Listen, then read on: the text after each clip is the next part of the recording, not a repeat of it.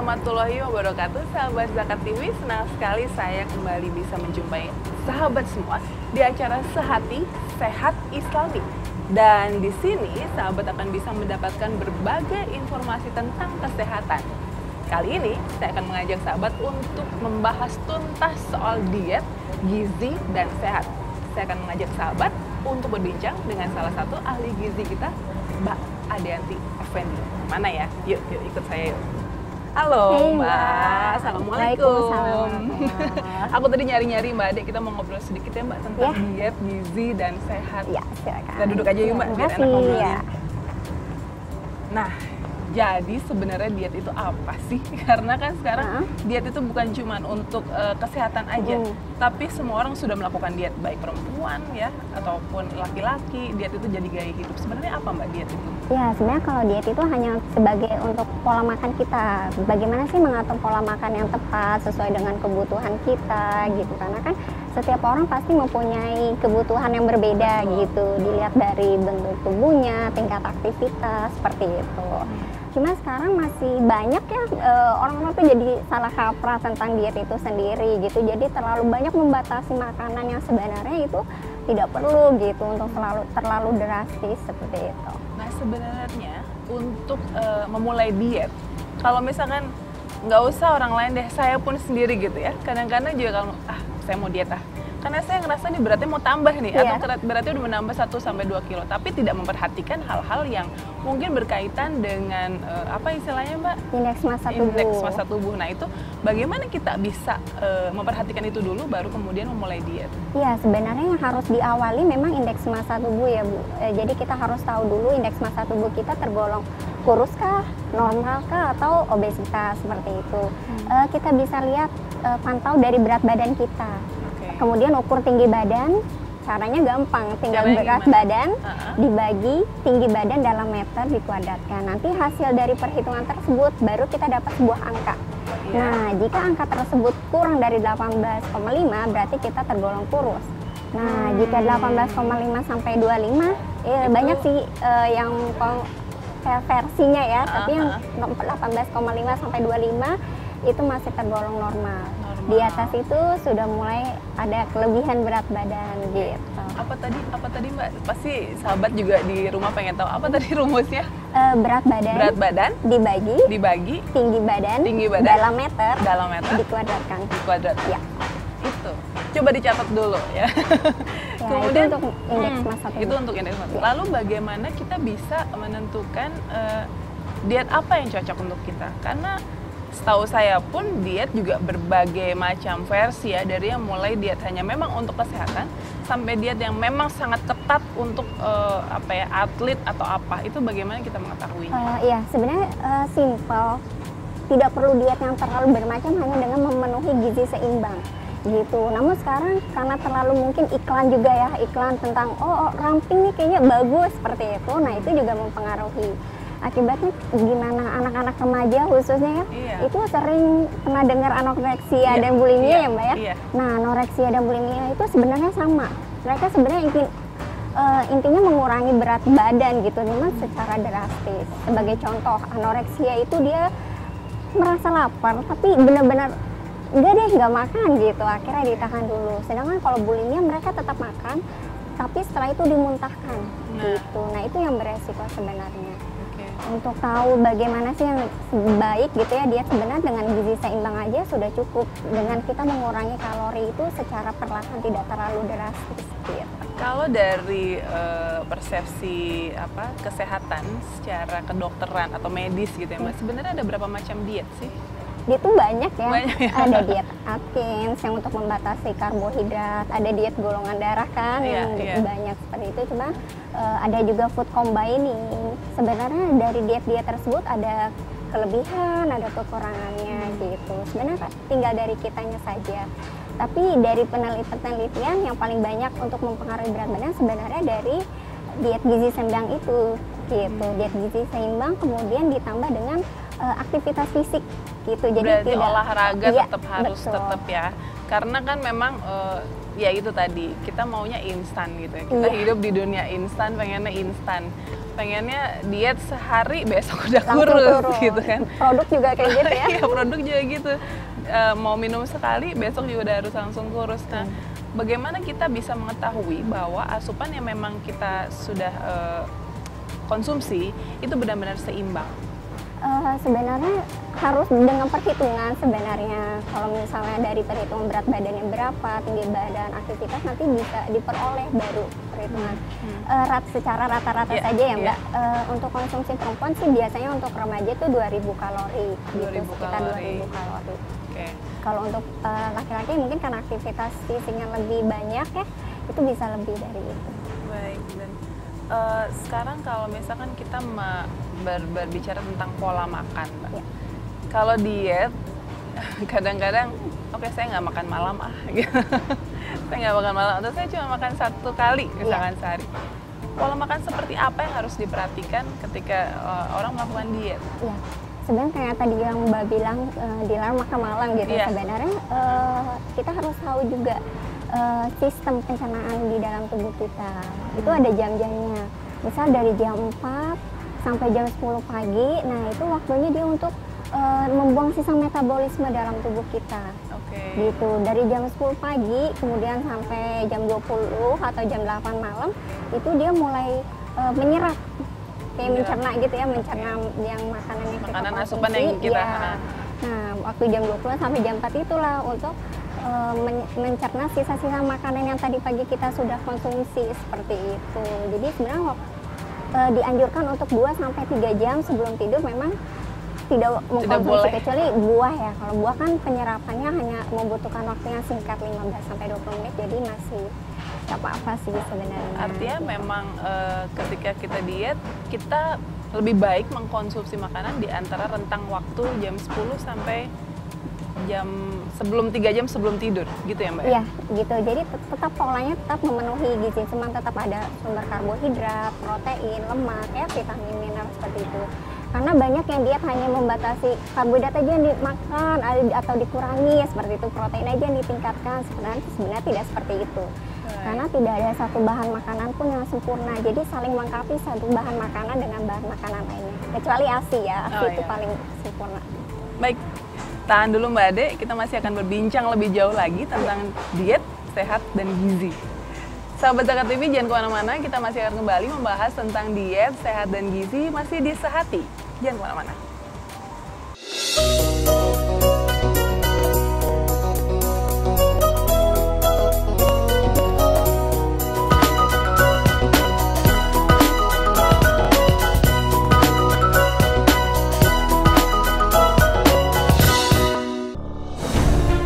Ketika keindahan dunia merebak keselarasan, berbagi kemesraan.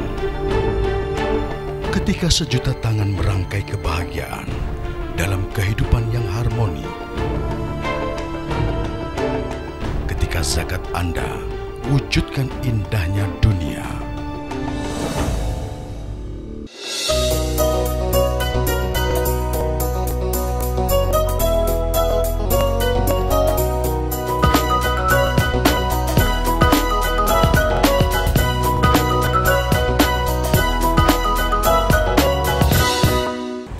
Di Sehati, Sehat Islami, dan sahabat Zakat TV, kita akan masih berbincang mengenai diet, sehat, dan gizi, masih bersama dengan Mbak Adeyanti. Mbak, kita lanjutkan lagi nih obrolan kita ya.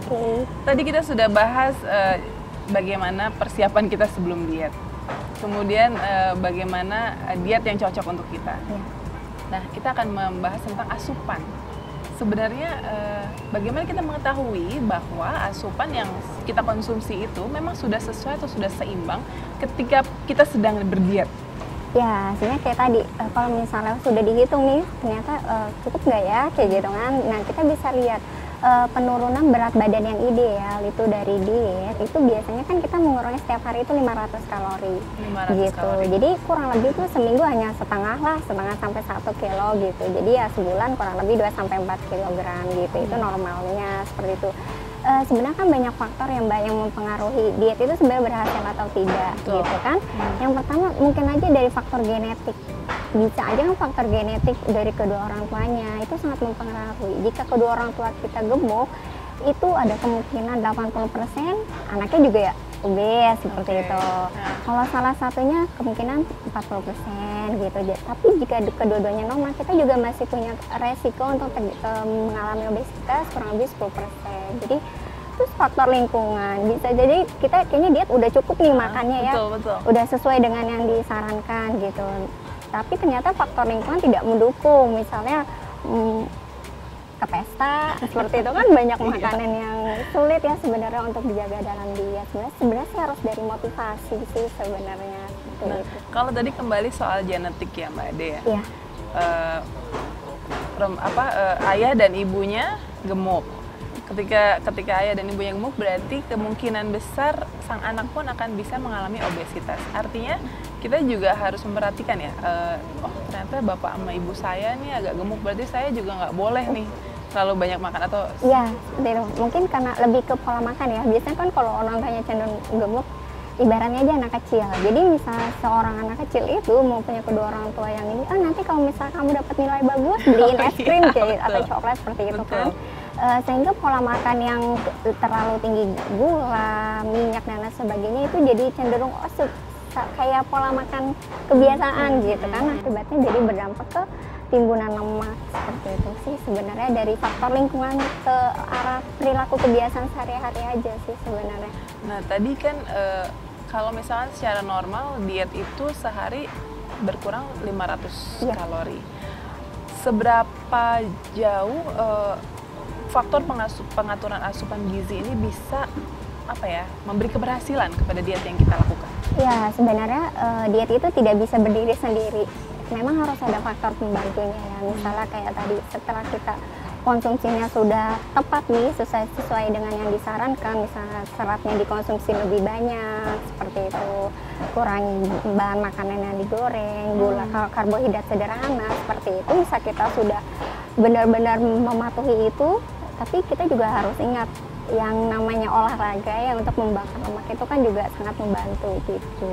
Jadi harus diimbangi sebenarnya, tidak bisa berdiri sendiri. Saya tertarik dengan food combining, Mbak. Ya. Mungkin bagi orang awam food combining ketika diterapkan atau ketika dihafalkan itu agak sulit gitu ya.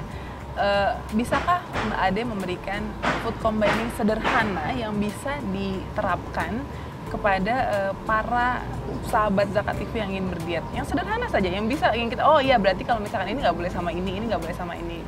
Sebenarnya seperti yang awal tadi sudah dibicarakan, sebenarnya diet itu tidak ada yang mempunyai keunggulan terus, pasti ada kekurangannya. Begitu juga dengan food combining, karena di food combining itu kita kan makan nggak boleh kayak makan kita secara lengkap gitu ya, ada yang dibatasi, ada yang tidak boleh, misal karbohidrat dengan protein itu tidak boleh bersamaan. Kalau di food itu yang saya dengar juga ya. Iya seperti itu. Kemudian tidak boleh makan yang proteinnya terlalu banyak seperti itu. Jadi sebenarnya itu dalam waktu singkat memang bisa menurunkan berat badan. Tapi kalau kita lihat efeknya ke depan seperti itu, pastikan di antara itu ada bahan makanan tertentu yang tidak ada yang nggak sempurna ya, jadi saling melengkapi. Jadi kalau kita lihat efeknya ke depan, kemungkinan pasti ada zat-zat gizi yang kurang terpenuhi seperti itu. Jadi sebenarnya sih diet yang paling tepat itu dengan gizi seimbang. Tetap dia mengkonsumsi makanan tadi berbagai sumber, cuma hanya jumlah porsinya aja yang kita atur gitu. Dengan pemilihan bahan makanan itu sendiri gitu. Karena terkadang pemilihannya juga salah. Misalnya dia mengkonsumsi ayam dengan kulitnya gitu, yang seperti itu. Enak itu Mbak. Iya, karena lemaknya tinggi ya. Enak. Iya seperti itu, paling yang pemilihannya aja. Misal konsumsi susu, jangan pilih yang full cream, yang low fat, yang seperti itu, yang tinggal pemilihannya aja sebenarnya. Jadi diet itu jangan dianggap sebagai membatasi benar-benar makanan yang kita enak nih sebenarnya gitu, terus dihilangkan sama sekali. Itu sebenarnya sih bukan seperti itu. Hanya harus tahu sih sebenarnya bahan makanan yang tinggi, misal kolesterol di mana, lemak jenuh di mana, sebenarnya hanya itu aja sih. Nah, bagaimana kita mengetahui apa sih tanda gitu yang diberikan oleh tubuh kita ketika ada satu atau dua elemen dari asupan makanan yang kurang, atau maksudnya ada salah satu gizi yang kurang gitu? Bagaimana kita mengetahuinya? Mungkin itu bisa juga dengan tanda-tanda kayak lelah, pusing, kayak gitu. Misal tanda anemia, misal kurang konsumsi, dia proteinnya kurang, zat besinya kurang, itu juga bisa sebagai suatu pertanda sebenarnya gitu. Jadi lebih ke arah mungkin laboratorium lebih ini ya valid datanya gitu. Kalau itu kan mungkin terlalu ini ya. Tapi kan mungkin saja ya namanya tubuh pasti ada alarmnya kadang-kadang gitu. Aduh nih kayaknya kurang ini kurang itu gitu. Itu tadi ya kalau misalkan kita tiba-tiba terlalu lelah atau semacam itu berarti ada tanda ayo periksa badannya kenapa gitu ya Mbak ya. Bisa aja gitu. Kemudian konsumsi misalnya konsumsi sayur dan buahnya kok kayaknya biasanya kalau orang diet justru banyak betul, gitu ya. Betul. Terus konsumsi yang lainnya dikurangi gitu. Jadi itu juga sebenarnya tanda-tandanya lemas kan, jadi takutnya hipoglikemi. Kadang orang yang diet itu cenderung tidak mengkonsumsi kayak sarapan pagi itu mereka banyak yang dihindari. Itu justru karena sarapan pagi itu kan modal utama tubuh sebenarnya. Untuk gitu. seharian gitu ya. Iya, jadi kalau sarapan paginya tidak, akibatnya biasanya di siang kan jadi makannya lebih banyak kayak gitu sih Justru itu sebenarnya. yang salah ya. Iya, gitu. Jadi sebenarnya walaupun dia tetap harus mengkonsumsi sarapan pagi. Mungkin Mbak Ade banyak mendapatkan konsultasi dari para wanita yang ingin diet. Sebenarnya keluhan kebanyakan mereka tuh apa? Sebenarnya susah untuk misalnya ini nggak boleh, itu nggak boleh. Kadang kan orang seperti itu ya. Sebenarnya bukannya tidak boleh, hanya jumlahnya saja yang dikurangi gitu. Tapi kadang-kadang image-nya diet itu berat, susah gitu kan, makan ini nggak boleh, itu nggak boleh. Sebenarnya sih itu yang membuat apa ya, jadi kadang-kadang diet itu jadi terkesan sulit gitu. Oke, sahabat Zakat TV gimana? Masih penasaran? Masih ada lagi berbagai pertanyaan yang akan saya obrolkan dengan Mbak Ade, tapi tentunya setelah yang satu ini tetap di Sehati Sehat Islami.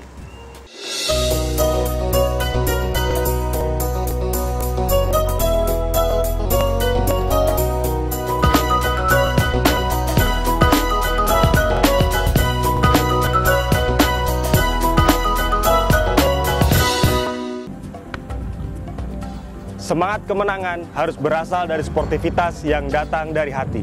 Saya Bambang Pamungkas, saya zakat di Dompet Duafa. Keluarga adalah sumber inspirasi saya. Kehangatannya datang dari hati. Saya Inneke Koesherawati, saya zakat Dompet Duafa. Berbagi memudahkan rezeki, karena datang dari hati. Saya Ipo Santosa, zakat di Dompet Duafa. Dompet Duafa.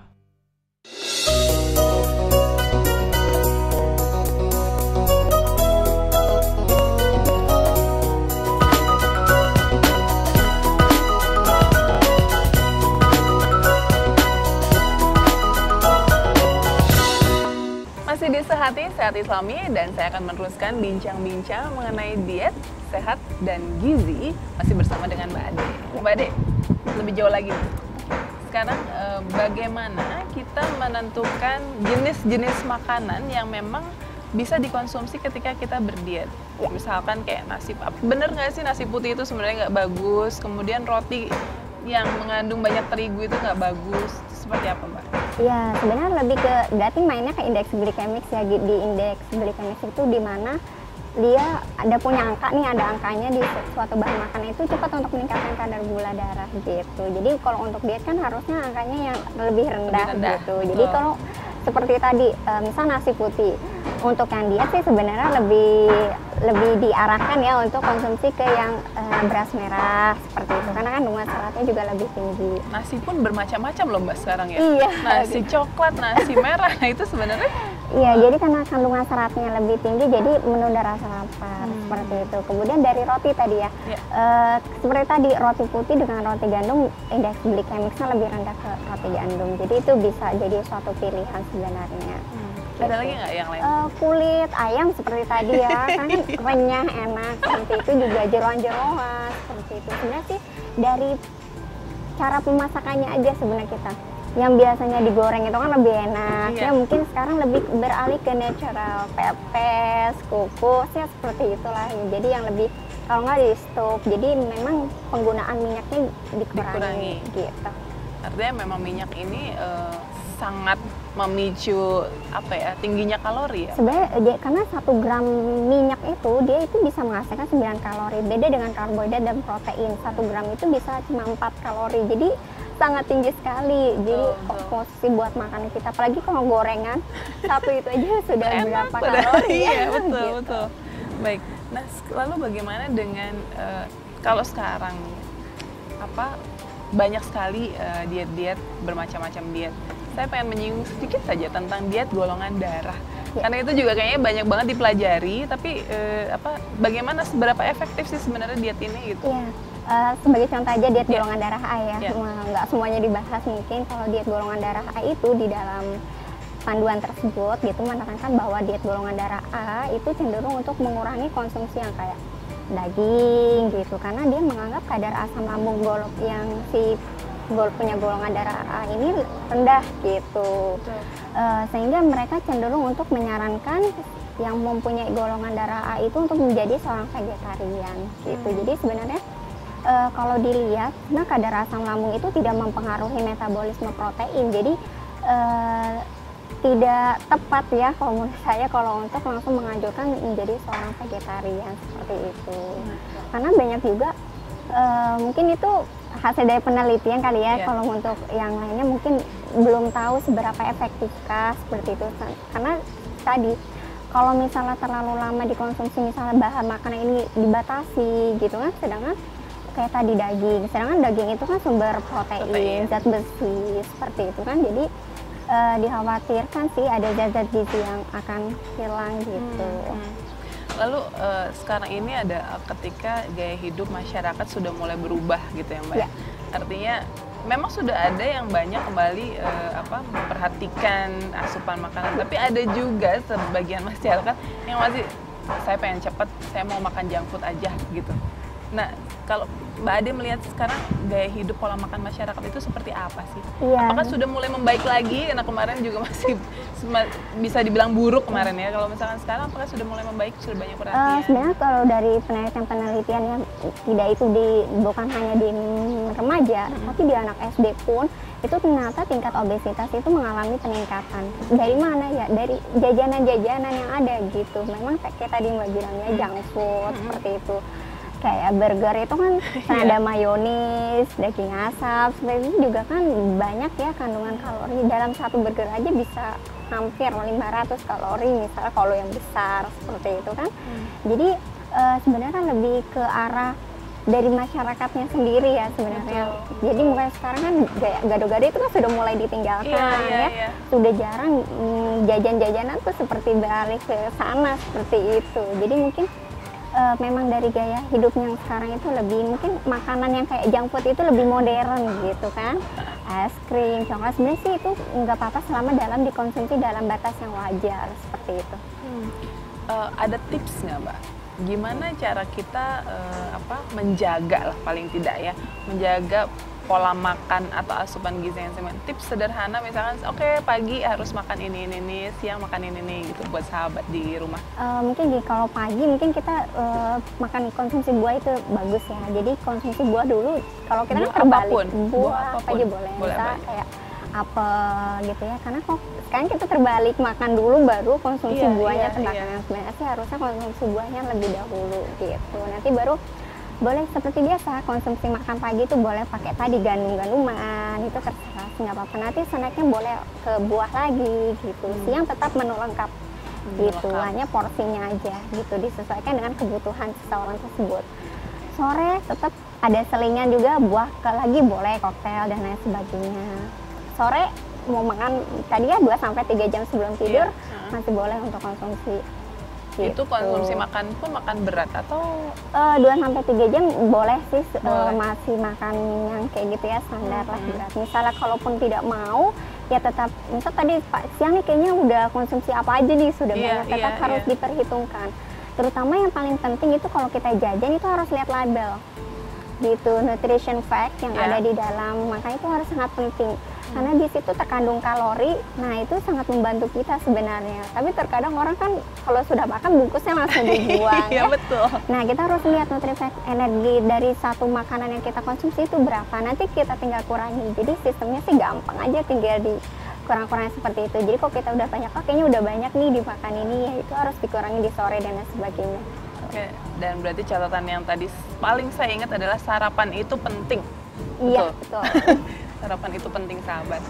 Jangan melewatkan sarapan. Jangan melewatkan sarapan, betul. Oke, terima kasih Mbak Ade buat waktunya. Dan mudah-mudahan sahabat Zakat TV juga sudah bisa mendapatkan berbagai ilmu untuk memulai diet juga ya Mbak Ade. Untuk memulai diet dari ilmu sederhana dan ilmu yang tadi sudah di-sharing sama Mbak Ade, kita bisa memulai diet yang sehat dan artinya juga tetap bergizi, tetap terpenuhi, tapi sehat dan diet langsing juga. Oke sahabat Zakat TV, sampai di sini dulu perbincangan kami di Sehati, Sehat Islami. Dan nantikan di episode-episode berikutnya tentu saja dengan topik yang berbeda. Sampai jumpa. Assalamualaikum warahmatullahi wabarakatuh.